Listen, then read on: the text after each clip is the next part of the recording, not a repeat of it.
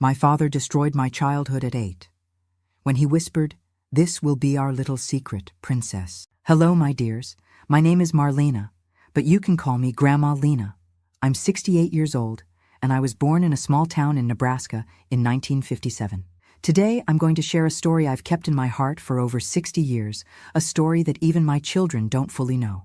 Before I begin, I'd like to ask you a heartfelt question. Who are the most special people in your life? Leave your answers in the comments so I can get to know you better, and also let me know which state you're watching this life story from. Remember to like this video and subscribe to this channel. It supports me so much. Now, let's continue. Our house was simple but beautiful. It was in Oakwood neighborhood, a place that was full of hardworking families back then. My father, Anthony, was a mechanic with a small garage behind our house. My mother, Claire, worked as a seamstress, doing alterations and small repairs for the whole neighborhood. We were what people called a good family, the kind that goes to church every Sunday, keeps a clean house, and doesn't owe anyone anything. I was an only child. A gift from God, my mother always said. She had suffered 3 miscarriages before me, and doctors told her it was almost impossible for her to have children.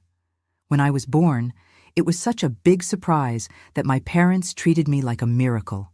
"Marlena is our treasure," my father would tell visitors. "There's no money in the world that can pay for this girl's smile." And I smiled a lot when I was little.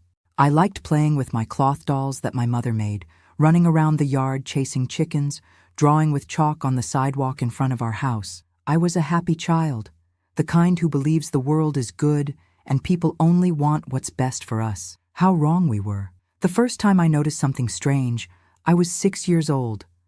I was taking a bath when my father entered the bathroom without knocking.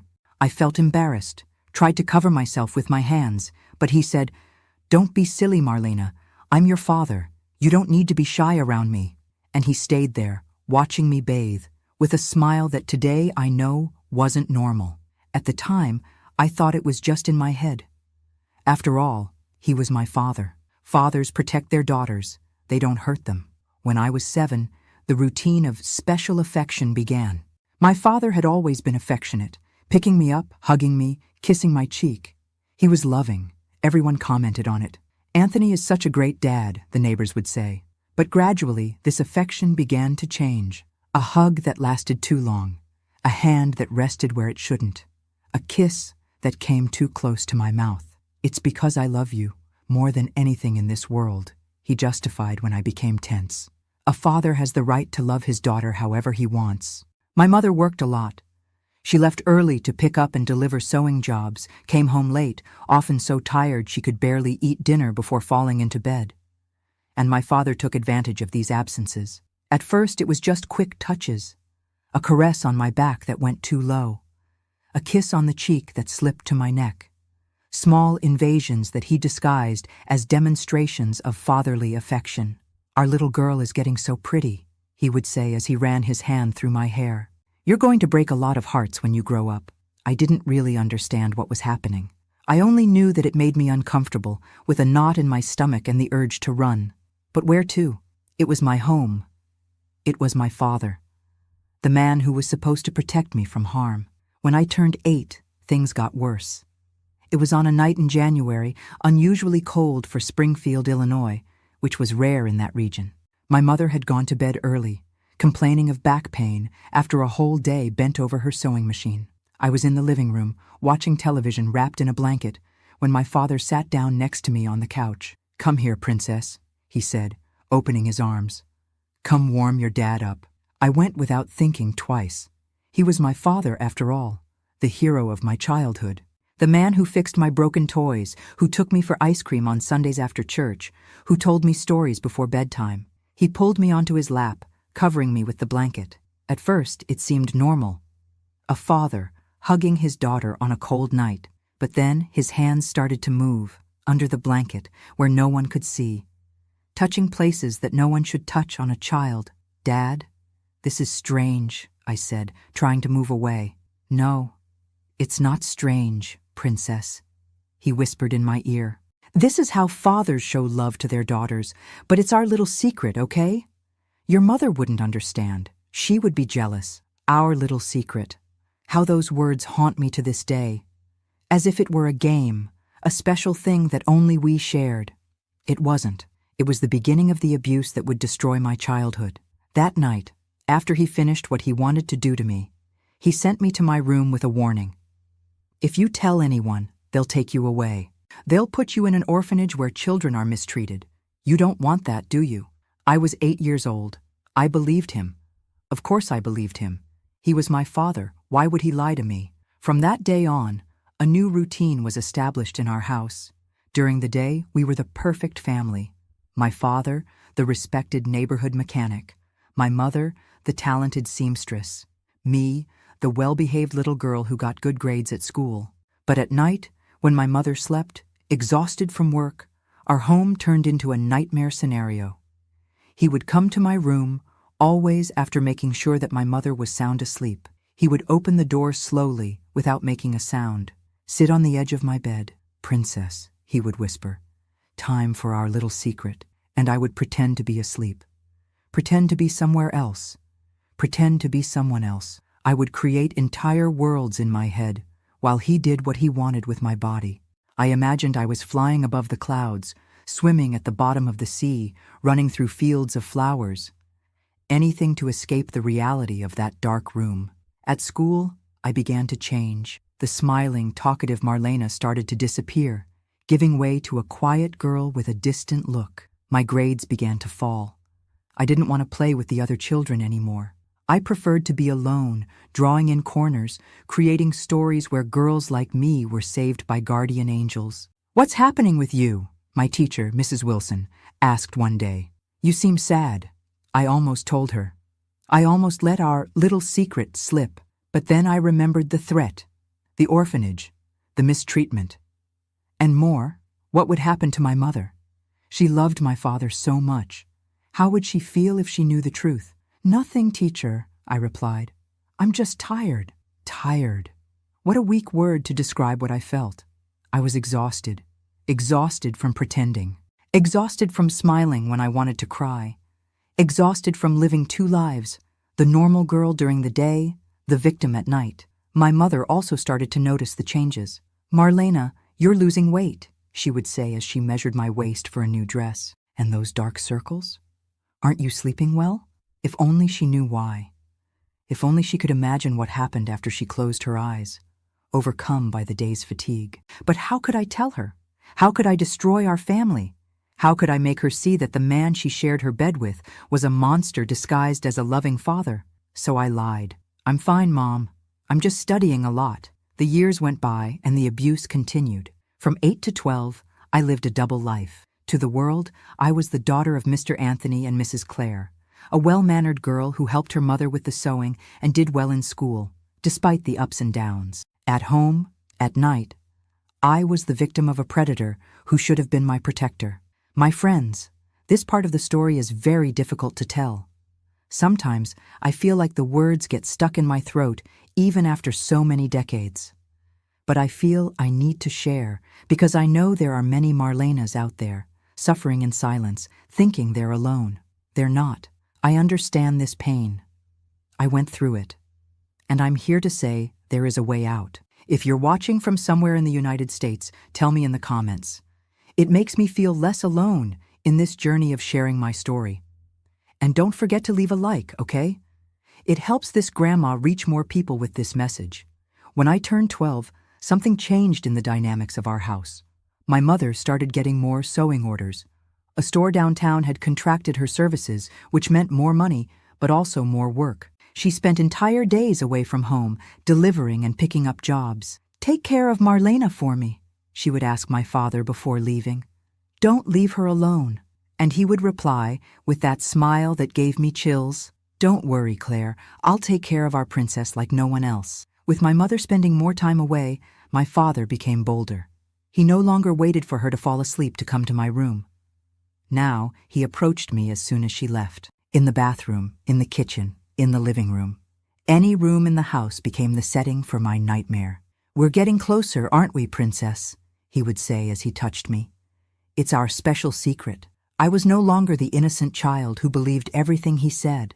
At 12, I already understood that it was wrong.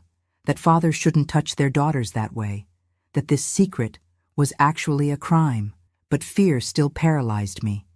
Fear of what would happen if I told. Fear of destroying our family. Fear that no one would believe me. My body began to change. I entered puberty, and that only made the situation worse. My father seemed fascinated by the changes, commenting on them in a way that made me want to disappear. "You're turning into a beautiful young lady," he would say, watching me change clothes through the crack in the door. "Soon, you'll be a woman." The word woman in his mouth sounded like a threat, as if he were counting the days for something worse to happen. And I was counting the days too, but for something else, to grow up, move out, escape that hell. At school, my science teacher explained about child abuse during a class. She talked about inappropriate touches, about adults who take advantage of children, about the importance of telling someone you trust if this happened. I sat frozen at my desk, feeling the blood drain from my face. It was as if she were describing my life, as if she knew my secret. After class, she called me over. "Marlena, are you okay? You turned so pale during the explanation." Again, I almost told her. The words were on the tip of my tongue. "My father has been abusing me since I was 8. Please help me." But then I thought about my mother, how hard she worked to maintain our home, how much she loved my father despite everything. "I'm fine, teacher. Just a little tired. Tired. Always the same excuse. Always the same lie." At 13, I began to resist. Not physically, I was still too afraid for that, but by creating barriers. I locked the bathroom door when I took a shower. I invented headaches when he tried to hug me. I slept with the light on, knowing he preferred darkness for his nightly visits. "You're different, princess," he commented, irritated, after I refused one of his special hugs. "You're pulling away from your father." "I'm growing up," I replied, trying to sound casual. "I'm not a child anymore." That seemed to make him even more irritated. "It doesn't matter how much you grow. You'll always be my little girl." The way he said "mine" gave me chills, as if I were property, an object he could use as he wished. It was during this time that I began to think about running away. I fantasized about catching a bus to Chicago, finding a job, starting a new life away from that house, from that man. But where would a 13-year-old girl go? Who would give a job, housing? I would end up on the streets, or worse, and my mother. How would she be without me? So I continued pretending, continued surviving, continued waiting for a miracle that seemed never to come. At 14, I met Lucy, a new neighbor who moved into the house next door. She was my age, but seemed older, smarter, more experienced.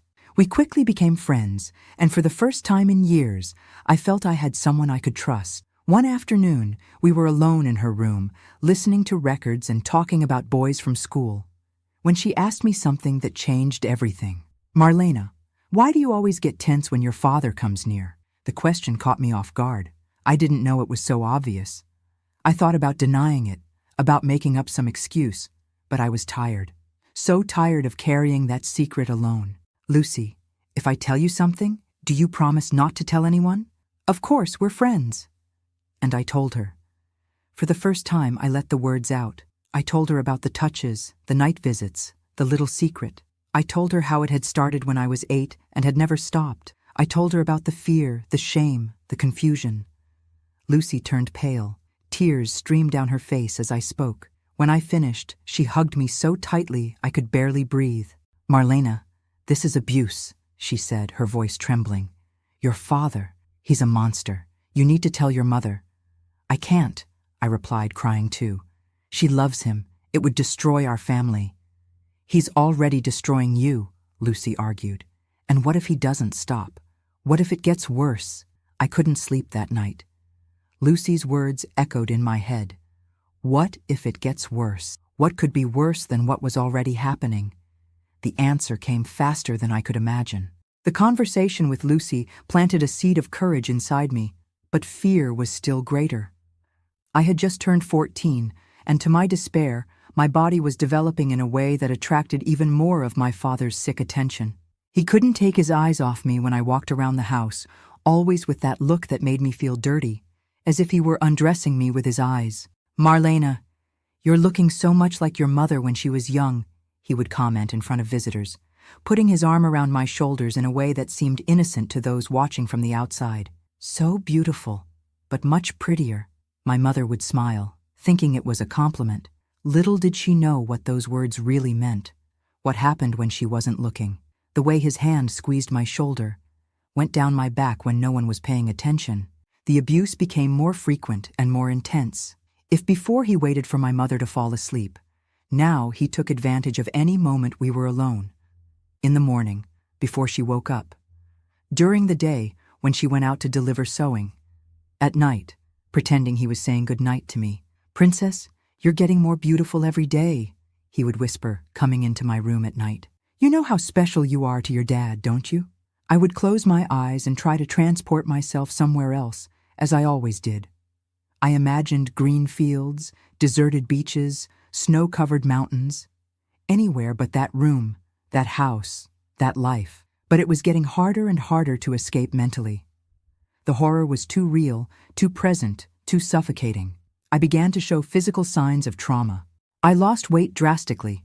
School uniforms looked like they were hanging on a coat hanger when I wore them. My nails were always bitten to the quick. I had night spasms, waking up screaming from nightmares that were nothing compared to the reality I lived. My mother started to get really worried. "Honey, are you sick? Do you need to see a doctor?" How could I explain that my illness couldn't be cured with medicine? That the poison consuming me lived under the same roof, ate at the same table, was the man she loved? "It's just school stress, Mom. It'll pass." At school, my performance plummeted completely. I, who had always been a good student, could barely concentrate in class. My mind was always alert, always in panic, always exhausted from pretending everything was fine. "Is Marlena having problems at home?" my English teacher asked my mother during a school meeting. "Not that I know of," my mother replied, confused. "We're a peaceful family." Peaceful. How ironic. Our house was a silent battlefield where I fought alone every night against an enemy no one else could see. At 15, the nightmare intensified.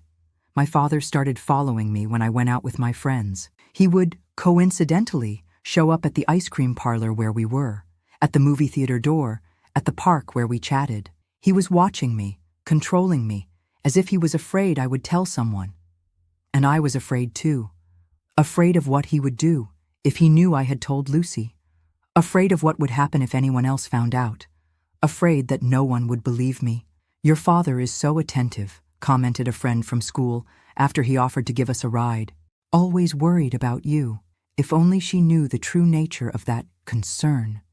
If only she could see through that mask of a loving father. It was around this time that he started giving me gifts in exchange for the abuse. A new blouse I had commented on in the window display. A pair of shoes that all the girls at school were wearing. A silver bracelet on my birthday. "It's our little secret," he would say, handing me the package after another night of horror. "Your mother doesn't need to know how much it cost." I hated those gifts. Each one was an invisible chain that bound me even more to silence, that transformed me into an accomplice of my own abuse. But I accepted them, because what else could I do? In 1973, when I was almost 16, a family tragedy brought a temporary change to our routine. My maternal grandmother suffered a stroke and needed constant care. My mother decided to spend 2 weeks at her house in Cedar Falls to help. "Will you be okay with your father?" she asked, worried about leaving me. I wanted to scream, "No, take me with you. Don't leave me alone with him." But I just smiled and said, "Of course, Mom. Everything will be fine." Those 2 weeks were the longest of my life. Without the shield of my mother's presence, even if she had never noticed what was happening, my father became even more daring, more violent, more insatiable. "Now it's just the two of us, Princess," he said on the first night after my mother traveled. "You don't have to pretend anymore. You don't have to hide anymore." During the day, I would go to school and stay there as long as possible. I made up group assignments, extracurricular activities, anything to avoid going home. But night always came, and with it, the inevitable. It was during this period that I met Carlos, a boy from school who started showing interest in me. He was kind, respectful, completely different from the man I called father. When he invited me out, I immediately accepted, seeing a chance to escape home for a few hours. We met at the Central Park on a Saturday afternoon. It was my first date, my first attempt to have something normal in life. Carlos held my hand as we walked, bought me ice cream, made me laugh with silly stories about the school's football team. For a few hours, I forgot about my nightmare, forgot about what was waiting for me at home. When he gave me a goodbye kiss, an innocent and sweet kiss, as any teenager's first kiss should be, I felt a mix of emotions. Joy for that moment of normalcy, sadness for knowing that my life was far from normal, and terror when I realized that my father was standing on the other side of the park, watching us. "Who was that boy?" he asked as soon as I entered the house, grabbing my arm with such force that it left marks. "What were you doing with him?" "He's just a friend from school," I replied, trying to break free. "I don't want you meeting boys," he growled. His eyes darkened with anger.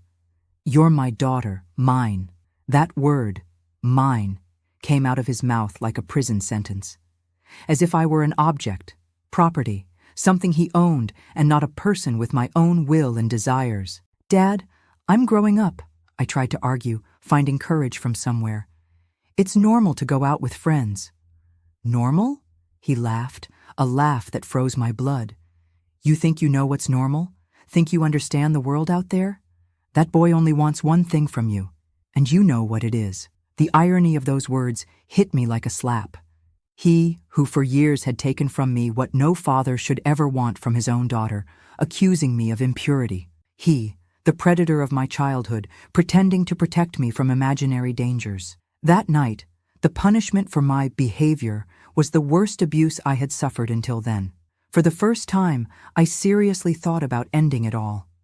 About taking my grandmother's blood pressure pills that my mother kept in the bathroom cabinet and swallowing them all at once.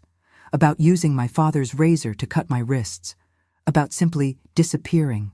But then I thought about my mother, how she would suffer if I left, how she would blame herself, never knowing the truth. And a small part of me, a part that still believed in the future, whispered, "Hold on, one day, this will end." When my mother returned from Cedar Falls, she noticed something was different. I was thinner, paler, quieter than ever. "What happened while I was away?" she asked, stroking my hair on a rare night when we were alone in the kitchen. "Did you and your father argue?" I opened my mouth to speak, to tell everything. The truth was there, ready to come out, to finally be freed after so many years trapped in my throat. "Mom, Dad," but at that moment I heard the front door open. He was home, and fear, that old acquaintance, paralyzed me again. "Nothing, Mom. I just missed you." A few weeks after this episode, Lucy, my friend and only confidant, sought me out with a grave expression. "Marlena, I can't stand seeing what's happening to you anymore. If you don't tell your mother, I'll tell her myself." Panic overtook me. "No, Lucy, you promised. He'll kill me if he knows I told." "He's killing you slowly anyway," she replied, tears streaming down her face. "Look at you. You're withering away, disappearing before our eyes." She was right. Each abuse took a piece of my soul, of my will to live. It was turning me into an empty shell, a ghost of the girl I once was. "Give me some time," I begged. "I'll find a way to tell my mother. But it has to be my way, in my time." Lucy reluctantly agreed, but gave me an ultimatum. "By the end of the month. If you don't tell by then, I will." That ultimatum lit a fuse inside me. I had to act, had to do something. But what? How to break this cycle of abuse that had already lasted almost half my life? That's when I started planning my escape. I gathered the little money I had saved from birthday and Christmas presents. I researched buses to Chicago, where a distant cousin lived. I thought about writing a letter to my mother, explaining everything, leaving it for her to find after I was already far away. But while I was working on this plan, something terrible was being prepared in the shadows. Something that would forever change the course of my life. My mother's life, our entire family. My father must have noticed my restlessness, my whispers with Lucy, my distant looks as I planned my escape. Maybe he noticed the money I hid under the mattress, or overheard a conversation about Chicago. What I know is that he decided it was time to take drastic measures, to ensure my silence once and for all in the most vile way possible. And so we come to that night. The night that divided my life into before and after. The night that, even after more than 50 years, still makes me wake up screaming in the darkest hours. It was a Friday, August 10th, 1973. I'll never forget that date. It's engraved in my soul like a scar that never completely disappears. I had just turned 16 the previous month. The summer was ending in Springfield, Illinois, those days when the heat was already beginning to show signs during the day. But the nights still kept a freshness that made you sleep well. My mother had gone to visit an important client in the Westwood neighborhood, a wealthy lady who always asked for exclusive dresses. It was a job that paid well, and Mom couldn't refuse. "I'll be back before 10, she promised before leaving, kissing my forehead as she had done since I was little. I stayed at home, alone with him. My stomach was already twisting, just thinking about what was to come. In recent days, my father had been different, quieter, more observant, as if he were planning something. His eyes followed me around the house in a way that was different even from his usual behavior. I decided to stay in my room, door locked, pretending to study for a test. In reality, I was organizing my escape plan. I had collected almost $200, years of savings, hidden coins, some bills I managed to keep from his gifts without him noticing. It wasn't much, but it would be enough for the bus ticket to Chicago and a few days of food until I found my cousin. Around 8 o'clock, he knocked on my door. "Marlena, I made tea for you. Open the door." I found it strange. My father never did anything in the kitchen. That was women's work, as he always said. "I don't want any, Dad. I'm studying." "Come on, princess. It's chamomile tea. It'll help you relax for the test." "I know you've been nervous." There was something in his voice, a false sweetness that gave me chills, but I knew that if I didn't open, he would keep knocking, insisting, and eventually lose patience. It was better to deal with him calm than furious. I opened the door just enough to take the cup. "Thank you," I murmured, trying to close it again. But he was faster, putting his foot in the crack. "Aren't you going to drink it in front of me?" "I made it especially for you." I looked at the yellowish liquid in the cup. It looked normal, ordinary chamomile tea. But something inside me screamed in alert. "I'm busy, Dad. I'll drink it later." "Drink it now," he insisted, and his tone changed. It was no longer a request. It was an order. "I want to see you drinking it." At that moment, I was sure there was something wrong with the tea. But what could I do? If I refused, he could force me. If I threw it away, he would see. I was cornered, as I had always been since I was 8 years old. Then I had an idea. I pretended to bring the cup to my lips, tilting it slowly. "It's hot," I complained, buying time. "Blow on it then," he said, impatient. I made 2 more pretend sips, bringing the cup to my mouth without actually drinking. "It's good, Dad. Thank you." But he didn't move. He stood there, watching, waiting. "Drink it all. I made it for you to relax." I understood that I had no way out. I took a small sip, hoping that whatever it was, in small quantity it wouldn't harm me. The tea had a slightly bitter taste, different from normal chamomile. I hoped it was just my impression. "See? It wasn't so hard," he smiled, finally taking his foot off the door. "Drink the rest and rest a bit. You've been very tense." I closed the door as soon as he walked away and ran to the window. I opened it and threw the rest of the tea into the bushes in the yard. Something told me that drink wasn't just chamomile, and my instinct, developed by years of survival, rarely erred. I went back to my books, to my escape plan, but about 20 minutes later, I began to feel a strange numbness. My vision became slightly blurred, my limbs heavy. Even the little I had drunk was taking effect. I tried to fight against the feeling, getting up, walking around the room, throwing water on my face. That's when I heard the door open. I hadn't realized he had a spare key. How could I have been so careless? "Is the tea taking effect, Princess?" His voice seemed to come from far away, although he was standing at the door of my room. I tried to scream, but my tongue felt like cotton. I tried to run, but my legs didn't obey properly. What did you put in the tea?" I managed to ask, the words coming out slurred. "Just something to help you relax, to enjoy our special moment." Our special moment. Those words caused me a terror like I had never felt before. This wasn't like the other times. There was something different in his eyes, something calculated, premeditated. I tried to crawl away as he approached, but my body wasn't responding as it should. It was like being trapped inside myself, aware of everything, but unable to react. Dad. No. Please. Shh, Princess. It's going to be different today. Very special.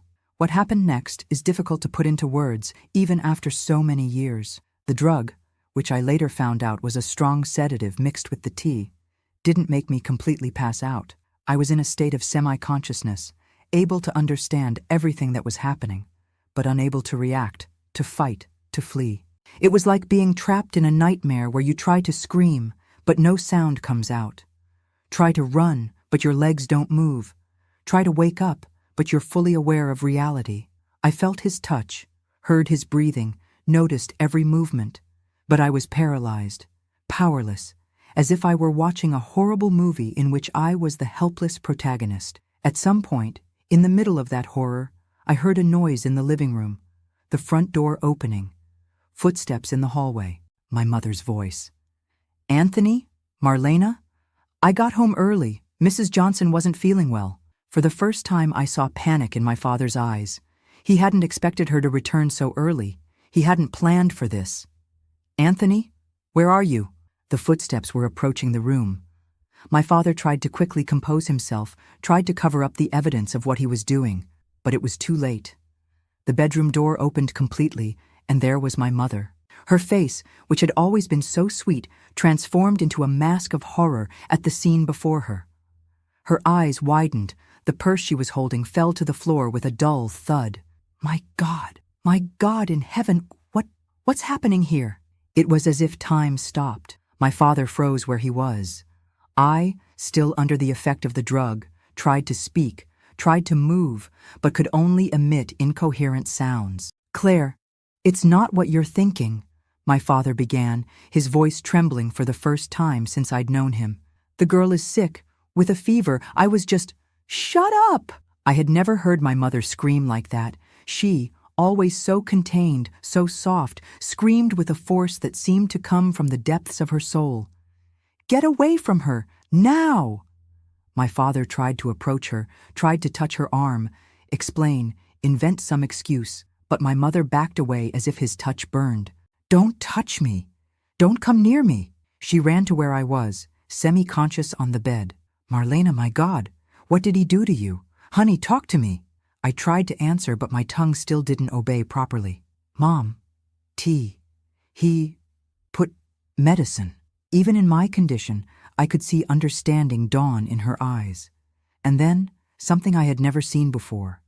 Pure hatred, primordial, the kind of fury that only a mother can feel when she realizes her child has been hurt. She turned to my father, who was still trying to explain himself, stammering excuses. What happened next was etched in my memory as if it were yesterday. My mother, that small and delicate woman, flew at him with the force of a lioness. She beat his chest with her fists, scratching, screaming words I had never heard come from her mouth. Monster! Demon! How could you? Your own daughter! My father, caught by surprise, backed up until he hit the wall. I had never seen fear in his eyes before, but at that moment he was terrified. For the first time, he wasn't in control. Claire, you're crazy! You're going to kill me! He shouted as my mother continued her assault. That's the idea, she screamed back. Even in my drugged state, I understood what was happening. My mother could kill my father right then, and she would go to prison for it. Our lives, already shattered, would be completely destroyed. Gathering all the strength I could find, I dragged myself to the edge of the bed and shouted, my voice still slurred from the drug, Mom, stop! He's not worth it.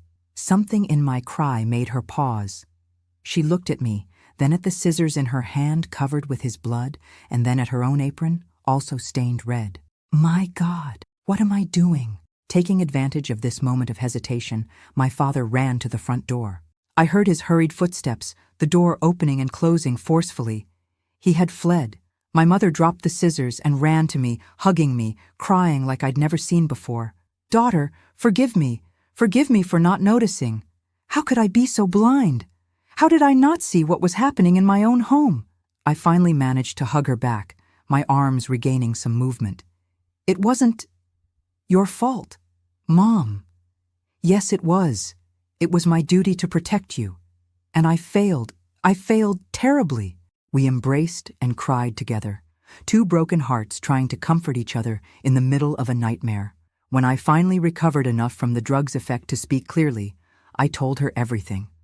From the first inappropriate touch when I was 8 years old to that night, every abuse, every threat, every manipulation, it was like releasing 8 years of stored poison, of corrosive secrets. My mother listened to everything in silence, tears streaming down her face, occasionally nodding, holding my hands tightly. Why didn't you tell me before, honey? I was afraid. Afraid you wouldn't believe me. Afraid of destroying our family. What family? She asked, her voice bitter. A family built on lies and pain isn't a family. It's a prison. That same night she called the police. When the officers arrived, she told them everything she had seen, everything I had revealed. They took our statements, looking around with serious expressions. Ma'am, you attacked your husband with a deadly weapon, said one of the officers. That's attempted homicide. It was self-defense, my mother replied without hesitation. He was drugging and abusing my daughter. I would do it again if I had to. The other officer, older and with a kinder demeanor, nodded. We'll record it as defense of a minor in a flagrant situation, but we need to take the girl to the hospital for tests. The hospital was another ordeal. Invasive exams, embarrassing questions, looks of pity and judgment. But the important thing is that they confirmed the presence of sedatives in my system and evidence of prolonged abuse. My father didn't return home that night, or the next. In fact, he fled Springfield, trying to escape justice and shame. But he wouldn't get far. That night changed everything. The secret had been exposed, the mask torn off, the monster revealed. And although the pain was immense, although the road ahead seemed frightening and uncertain, for the first time in 8 years, I felt I could breathe. The nightmare wasn't over.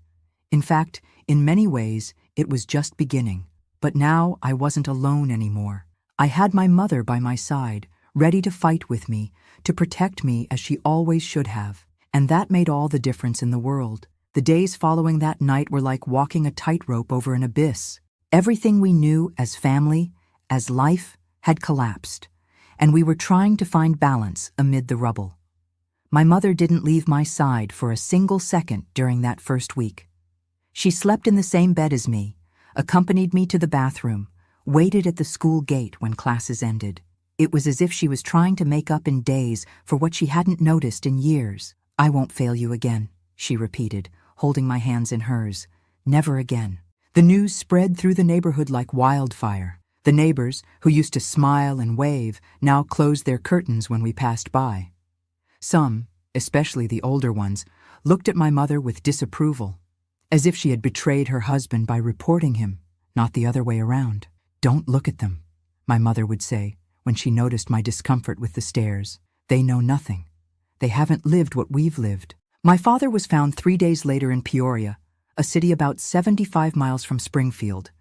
He was hiding at a cousin's house, planning to flee to Indiana. The police arrested him without resistance. According to the report, he seemed resigned, as if he knew he couldn't escape forever. When I heard about the arrest, I felt a confusing mix of emotions. Relief knowing he couldn't hurt me anymore. Anger for all the years of abuse. Sadness for what could have been and never was. And as strange as it seems, a tiny bit of guilt. That irrational guilt that victims carry, as if somehow they were responsible for their own suffering. You have no blame for anything, Lucy would tell me whenever she noticed this feeling in me. He was the adult. He was your father. All the blame is his. The legal process began in September 1973. It was one of the first child abuse cases to gain visibility in Springfield, a city where such things were usually swept under the rug, treated as family problems that should stay behind closed doors. What surprises Brazilians in the USA? The judge, Dr. Roberts, was a serious man in his 50s, with eyes that seemed to see through people. When I entered the courtroom for the first time, trembling and frightened, he looked at me with a kindness I hadn't expected. "I know it's difficult to be here," he said, his voice calm and measured.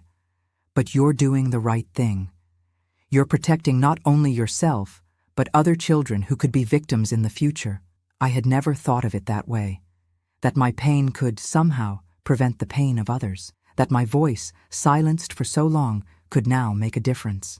I had to testify several times during the trial. Tell and retell every detail of the abuse, from the first inappropriate touches to that last night. It was like reliving the trauma repeatedly, ripping bandages off wounds that had barely begun to heal. My father's lawyer, Mr. Peterson, was a thin man with small, voracious eyes. His strategy was clear from the beginning.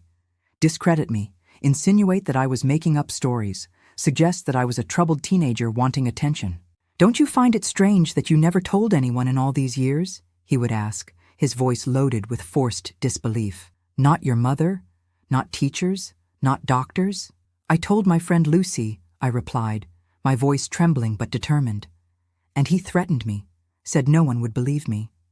"Just as no one should believe now," he insinuated, provoking immediate protests from the prosecutor and a severe reprimand from the judge. My mother suffered as much as I did during the trial. Besides dealing with the crushing guilt of not having noticed the abuse, she had to face accusations of having attacked my father with scissors. "Don't you think you reacted excessively?" asked the defense attorney. "After all, you could have called the police instead of trying to take justice into your own hands." "When I saw that man, my husband, abusing my drugged daughter," she replied, without looking away, "I saw nothing but red. I didn't think, I just acted." Any mother would have done the same. The trial dragged on for almost 6 months. 6 months of coming and going to the courthouse, of painful testimonies, of invasive questions, of looks of pity and judgment. 6 months in which I had to relive the worst period of my life, under the scrutiny of strangers. School became a minefield. Some classmates kept their distance, as if abuse was contagious. Others whispered in the hallways when I passed by. There were even those who said I had provoked my own father, that I had asked for it somehow. "Don't listen to them," Lucy would say, my faithful shield in the midst of the storm. "They're ignorant. They don't know what they're talking about." But the words hurt anyway. Each whisper, each look, each muffled laugh was like salt in open wounds. The teachers tried to help in their own way. Some were too kind, treating me as if I were made of crystal, about to break at any moment. Others pretended nothing had happened, in a clumsy attempt at normalcy. The principal, Mrs. Johnson, called me to her office one day and said something I've never forgotten. "Marlena, what happened to you was terrible, but it doesn't define who you are or who you will become. Remember that." In the midst of all this, my mother and I had to reinvent our lives from scratch. The mechanic shop that my father maintained behind our house was our main source of income. With him in jail, we were left with only her sewing work, which barely paid the bills. "I'll need to work more," she said, deep dark circles marking her once vibrant face. "I'll take more orders, work longer shifts. I can get a job after school," I suggested, wanting to ease her burden. "No," she was firm. "Your only obligation now is to study and heal. Let me take care of the rest." And so she did. She would wake up at 5 in the morning, sew until it was time to take me to school, then continue until late at night. Gradually, her clientele increased. Doctors' wives, lawyers' wives, women from Springfield society who admired her work and, in some cases, her courage. "Your mother is a warrior," said Mrs. Olson, one of her oldest clients, when she came to pick up a dress at our house. "Not every woman stands up to her husband and society to protect her daughter." In December 1973, the sentence finally came. My father was sentenced to 12 years in prison for statutory rape and other related crimes. The judge made a point of emphasizing the seriousness of the case and the abuse of trust involved. Brazil, history, map, culture, population, and facts. Britannica, society entrusts parents with the most sacred of missions to protect and educate their children, said Judge Roberts in reading the sentence. When that trust is broken in the vilest way possible, justice must be rigorous and exemplary. When we left the courthouse that day, I felt as if an enormous weight had been lifted from my shoulders. He was in prison. He could no longer hurt me. Justice had been done, at least on paper, but the healing journey was just beginning. At the suggestion of the social worker who followed our case, I began therapy with Dr. Martha, a psychologist specializing in childhood trauma. At first, it was difficult to talk. The words got stuck in my throat. The feelings were too nebulous to be translated into coherent sentences. "There's no need to rush," Dr. Martha would tell me, with that calm voice that became my safe harbor. "Healing is not a straight line. There are good days and bad days. The important thing is to move forward, one step at a time, one step at a time." That became my mantra in the months that followed. When nightmares woke me in the middle of the night, sweating cold and screaming. When panic attacks left me breathless in the middle of class. When the mere sight of a man who resembled my father made me freeze in terror. One step at a time. My mother also started therapy. Guilt was consuming her, turning her black hair into gray strands almost overnight. She blamed herself for not noticing, for not protecting me, for bringing that man into our lives. "It was never your fault," I would repeat, in a role reversal where the daughter tried to comfort the mother. "You didn't know. And when you found out, you did everything right." In January 1974, we made a difficult but necessary decision to sell our house. Those walls held too many memories, too much pain. Each room was a trigger, each corner a reminder of what had happened there. We got a good price. Ironically, the scandal had increased the property's value in the eyes of morbid buyers. With the money, we rented a small apartment on the other side of town, near downtown, where no one knew us, where we could start over without the weight of stares and whispers. The move was like a purification ritual. We left behind furniture, objects, everything that might carry the energy of that house, of that man. We bought new things, simple but ours, not contaminated by the past. My mother transformed the living room of the apartment into her sewing workshop. She bought a new, more modern machine and began to accept more complex orders. Wedding dresses, tailored suits, clothes that required technique and patience. "I'm thinking of taking a fashion course," she told me one night, as she sewed a delicate embroidery. "Maybe open my own atelier one day with my name on the door."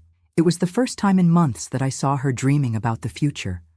It was like seeing a flower growing through concrete, unlikely, but beautiful in its resilience. I also began to rebuild myself piece by piece. I went back to drawing, a hobby I had abandoned during the years of abuse. I started writing in a diary, pouring onto the pages feelings I still couldn't fully verbalize. School continued to be a challenge, but I found refuge in the library. Among books, no one looked at me strangely or whispered behind my back. There, I could lose myself in other lives, other stories, temporarily escape my own reality. It was in the library that I met Robert, the new literature teacher. Recently graduated, full of innovative ideas, he organized a book club that quickly became my favorite moment of the week. "You have a very interesting critical eye," he told me after a discussion about Mark Twain. "Have you ever thought about studying literature?" I had never thought much about the future. For years, my only concern had been surviving the present. But that question opened a door I didn't know existed. A future, possibilities, choices. "Maybe," I replied, feeling a spark of hope light up somewhere inside me. As 1974 progressed, our new life began to take shape. The apartment, once strange and impersonal, now had our style. Plants in the windows, pictures on the walls, the smell of home cooking permeating the rooms. A home, not just a place to live. My mother's sewing workshop prospered. She made clothes for the wives of the most important men in the city, creating a reputation for excellence and discretion. Some of these women became more than clients.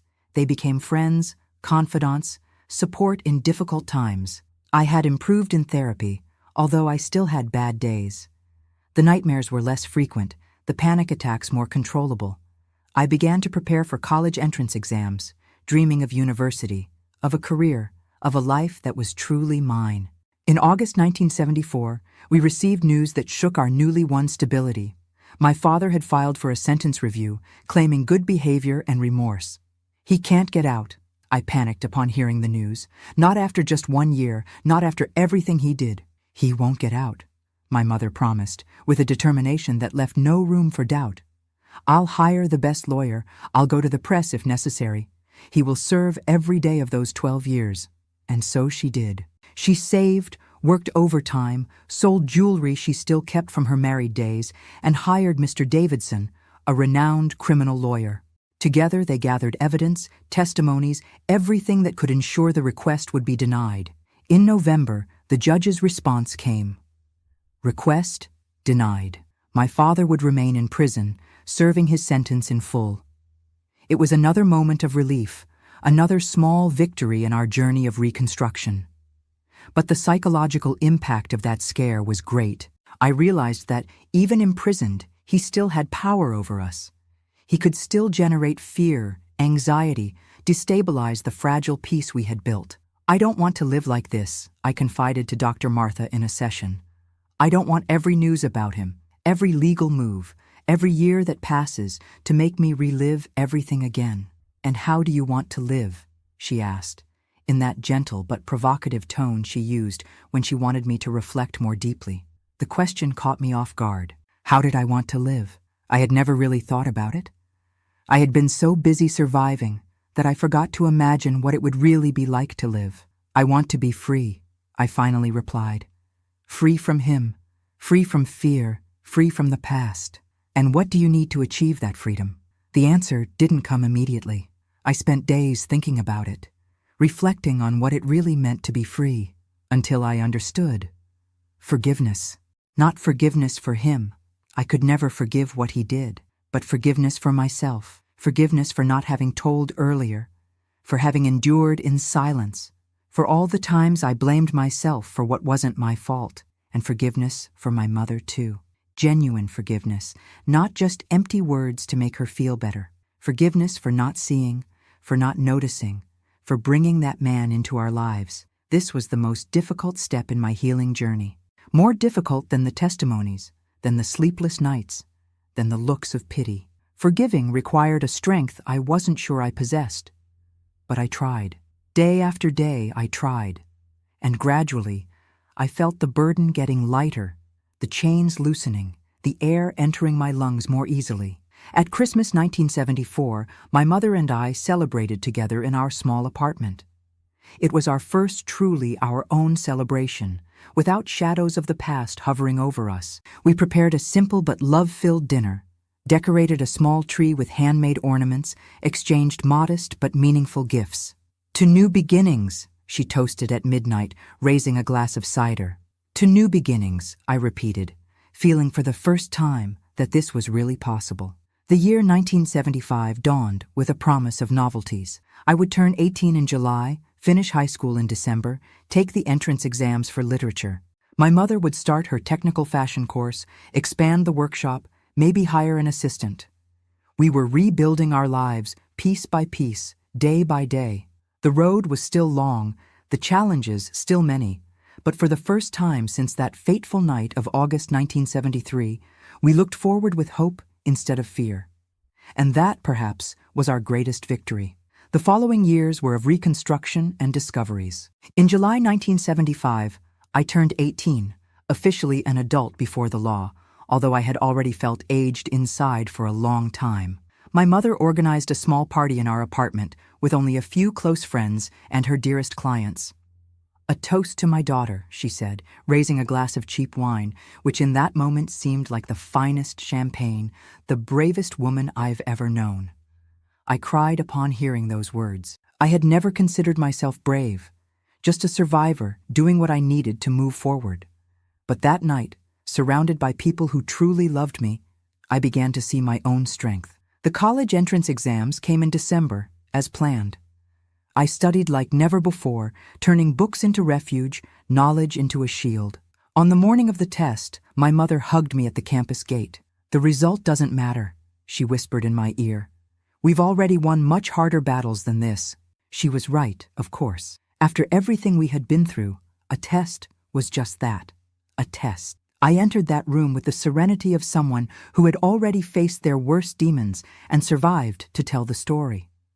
When the results came out in February 1976, my name was on the list of those approved for the literature course at the State University. My mother framed the page of the newspaper with the list and hung it on the living room wall next to her certificate from the technical fashion course she had completed the previous month. "Look at us," she said, admiring our small trophies. "Who would have thought, huh? Who would have thought, indeed?" In less than 3 years, we had transformed a tragedy into momentum to grow. The abuse had not been erased. It never would be. But it was no longer the only thing that defined our lives. College revealed itself to be a new and fascinating world. I fell in love with American literature classes, with heated debates about linguistics, with poetry circles that happened in the campus gardens. For the first time since childhood, I felt genuine pleasure in being alive, in learning, in dreaming. It was in the second semester that I met Edward. He was studying law on the same campus, a tall young man with glasses and a gentle smile who attended the same literature study group as me. We started as colleagues, talking about books and movies, sharing opinions about professors, discussing the classics we both loved. "You have a special way of analyzing female characters," he commented one day after I presented a paper on Hester Prynne. "As if you could see layers that no one else sees." I smiled without answering. Of course I saw invisible layers to others. I had spent years deciphering silences, interpreting looks, reading between the lines to survive. Our friendship grew slowly, organically. Edward was different from any young man I had ever met. Respectful, patient, never invading my space or forcing situations. When he finally invited me out, almost a year after we met, it was with a delicacy that completely disarmed me. "I completely understand if you don't want to," he added after the invitation, seeming genuinely concerned about my comfort. "We can continue just as friends." I hesitated. The trauma was still there, buried but alive, making my heart race at the thought of getting romantically close to a man. Dr. Martha and I had worked a lot on this topic during therapy, but theory was different from practice. "Can I think about it?" I asked, my voice lower than normal. "All the time you need," he replied without pressure, without apparent disappointment. I talked with my mother that night, while she adjusted a wedding dress in the living room. "I'm afraid," I confessed. "What if I can't? What if the past is always there, between us?" She stopped sewing and looked at me with that mixture of love and sadness that had become so familiar in her eyes. "The fear will be there, honey. I won't lie to you. But don't let it decide your life. You've already given too much power to fear." I decided to accept Edward's invitation. Our first date was at a cafe near campus, a public, busy, safe place. We talked about literature, about our families. I only mentioned that my parents were separated, about our professional dreams. "I want to be a teacher," I revealed, surprising myself with the clarity of this desire. "Help children discover worlds through books." "You would be an amazing teacher," he said, and there was sincerity in his voice. "I want to be a criminal lawyer. Defend those who can't defend themselves." Something in those words touched a sensitive chord in me. I remembered Mr. Davidson, the lawyer who had helped us keep my father in prison. How his work had been fundamental to our safety, our peace of mind. Our relationship evolved at the pace I could handle. Edward never pressured me, never demanded more than I was ready to give. When I told him about my past, almost a year after we started dating, he cried with me, held my hands, promised he would never hurt me. "You're the strongest person I've ever met," he said, echoing without knowing my mother's words. "And if you allow me, I want to spend the rest of my life helping to heal these wounds." In 1979, news shook our fragile sense of security. My father had obtained a sentence reduction for good behavior and would be released in a few months. The news hit me like a punch to the stomach. The nightmares, which had considerably diminished, returned full force. "He can't find us," I told my mother in panic. "He can't know where we are." Edward, already graduated and working in a law firm, helped us get a restraining order. My father could not approach us, could not try to contact us, could not even stay in the same city. "It's the most the law allows," Edward explained, frustrated with the system's limitations. "But I'll make sure it's strictly enforced." It was in this moment of crisis that Edward proposed to me. Not in a traditional romantic way, with candlelight dinner and a ring in a champagne flute. It was on a common afternoon, while we were researching legal ways to protect ourselves. "Marry me," he said simply. Not out of fear, not for protection, but because I want to build a life with you. A life where the past doesn't define the future. I looked at this man who had entered my life so unexpectedly, who had been patient and respectful, who never treated me as a victim or as damaged, and for the first time, I allowed myself to imagine a truly happy future. Yes, I answered, tears flowing freely. I want to build that future with you. We married in a simple ceremony in January 1980. Only close friends, some colleagues from my mother's workshop, professors from college who had become important mentors. I wore a dress made by my mother, of course, her most precious gift, on which she worked for months, sewing not only fabric, but hopes and blessings into every stitch. Be happy, my daughter, she said while adjusting my veil. Be so happy that the past seems just a distant nightmare. Our apartment was in Chicago, where Edward had secured a position at a large law firm specializing in human rights. Leaving Springfield was painful. It meant separating from my mother for the first time, but she insisted it was the best path. I'll visit you often, she promised, and you'll have your own life, your own space. That's how it should be. The first months of marriage were a constant learning experience, learning to trust, to lower my guard, to accept love without fear. Edward was my partner in this journey, respecting my limits, celebrating each small victory over trauma. I got my first job as a teacher at an elementary school in the Chicago suburbs. Children from humble families, many with life stories as difficult as or more difficult than mine. I found purpose there, using my own scars to recognize silenced pains, to offer the support that I myself had taken so long to find. In 1982, I discovered I was pregnant. The news brought a storm of contradictory emotions: joy, fear, hope, terror. What if I didn't know how to be a mother? What if my past interfered with how I would raise my child? You'll be a wonderful mother precisely because of your past, not despite it, Edward assured me, holding my trembling hands. You know, more than anyone, the importance of protecting, respecting, loving unconditionally. My mother came to live with us in the last months of pregnancy. Her workshop in Springfield had prospered to the point where she could leave it in the care of her assistants for a few months. Her presence was a balm for my insecurities. I'm so afraid of failing as a mother, I confessed one night, caressing my huge belly. How did you have the courage to have me, knowing how scary the world is? Motherhood is an act of faith, daughter, she replied, her eyes shining with a wisdom that only years can bring. Faith that, despite everything that can go wrong, something wonderful will emerge. Raphael was born in March 1983, a healthy boy with his father's eyes and, according to my mother, my same upturned nose. The moment I placed him in my arms, something healed inside me.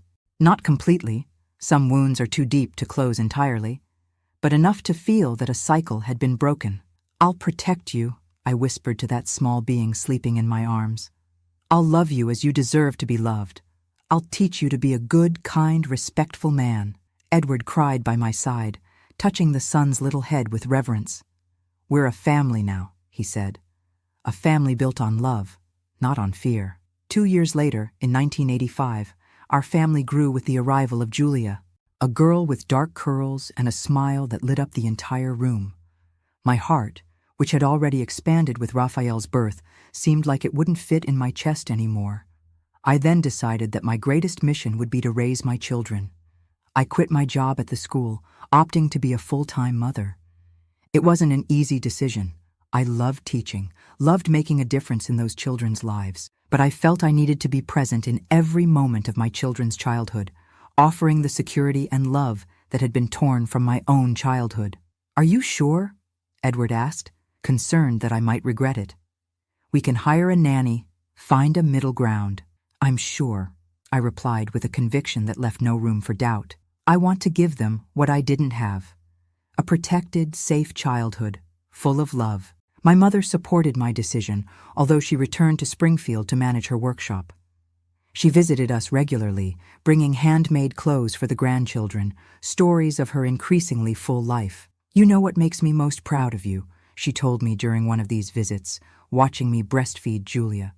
That you didn't let him win. That you built something beautiful out of so much pain. In 1988, we received the news that my father had died in prison. A sudden heart attack, they said. I felt neither joy nor sadness, just a strange emptiness, as if a chapter had finally been closed, a door definitively locked. "How are you?" Edward asked that night, after the children were asleep. "At peace," I replied after reflecting. "Not because he's gone, but because now I know for certain that he can never hurt anyone again." Life went on. Edward built a brilliant career as a lawyer, specializing in cases of child abuse and domestic violence. His personal experience, through my story, gave him a rare sensitivity in his profession. The children grew up healthy, happy, surrounded by love and clear boundaries. Raphael, so much like his father in intelligence and kindness. Julia, a curious mix of my stubbornness and Edward's patience. Both raised to respect, to protect, to make the world a better place. In 1995, my mother was diagnosed with advanced breast cancer. The news fell like a bomb in our lives. She, who had been my pillar of strength, my savior, my best friend, now needed me. "Come to Chicago," I begged on the phone. "The best doctors are here. We can take care of you." "I'm too old to start over, honey," she replied, her voice weak but determined. "I prefer to stay in my little corner, surrounded by what I've built." I respected her decision, though with a broken heart. I started traveling to Springfield every 2 weeks, taking the grandchildren to brighten her days, helping with chemotherapy that left her so weak, cooking her favorite recipes that she no longer had the strength to prepare. It was during these trips that I began to tell my story to her in a different way, no longer as a victim, but as a survivor, no longer with shame, but with the clarity of someone who understands that the blame was never hers. "You know what I learned from all this, Mom?" I said one afternoon as we knitted together, a hobby she had taught me.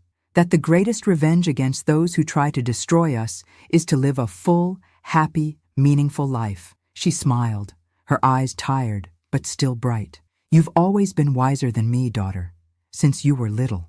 In August 1996, my mother passed away, silently during sleep, as if not wanting to cause trouble even in her departure. The pain was indescribable. Losing the person who had sacrificed everything to protect me, who had rebuilt her life from scratch to give me a future. At the funeral, as I watched her coffin descend into the earth, I made a silent promise.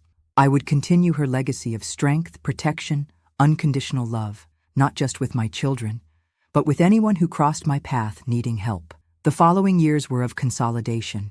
Raphael graduated in medicine, determined to help traumatized children. Julia followed her father's footsteps in law, with a special focus on women's rights. Both knew my story. I told them when they reached the appropriate age, without graphic details, but with the truth necessary to understand where my overprotection came from. My occasional moments of panic, my insistence on values such as respect and consent. "You're the strongest woman I know, Mom," Julia told me after hearing my story. "Now I understand why you dedicated your life to us." "It wasn't a sacrifice," I replied, caressing her face so similar to mine in youth. "It was a choice, the best choice I ever made." Edward and I grew old together, our love maturing like good wine. He never ceased to be the gentle and respectful man I met in college, never made me feel less because of my scars, never treated me as fragile or broken. "You know what I love most about you?" he asked me one night, already with gray hair and wrinkles around his eyes. "Your ability to transform pain into love, to use your wounds to heal others." And here I am now, at 68, Grandma Lena to 5 wonderful grandchildren, sharing my story publicly for the first time. Not for sensationalism, not for pity, but in the hope that it might help other Marlenas out there, suffering in silence, thinking they're alone, that there's no way out. There is a way out, my dears. There is healing. There is a new beginning. There is life, full, meaningful, beautiful, even after the worst trauma. I don't say it's easy. I don't say the scars disappear completely, but they can transform from symbols of pain into medals of courage. If you're watching this and identified with my story, know that you're not alone, that you deserve help, deserve protection, deserve love, that what happened to you doesn't define who you are or who you can become. My dears, if this story touched your heart, please leave your like and subscribe to the channel. Each subscription, each like, helps this grandma here to take her message to more people who need to hear that there is hope, that there is healing, that there are new beginnings. I especially love hearing from you in the comments. Let me know which state you're watching from. It makes me feel less alone in sharing this difficult journey. If you've watched this far, just comment Amen below to let me know my story reached you. My story is one of many at Grandparents' Tales. Every week, we share real-life experiences from grandparents who, like me, have transformed their pain into strength and their traumas into wisdom. Our community understands what it means to rebuild a life after difficult experiences. A loving embrace from this grandma who learned that our scars, when accepted and understood, don't weaken us. They give us a special kind of strength that only those who have survived the worst can understand. Thank you for listening to my story. Remember, no matter what darkness you've experienced, there is always a path to light. You are never alone.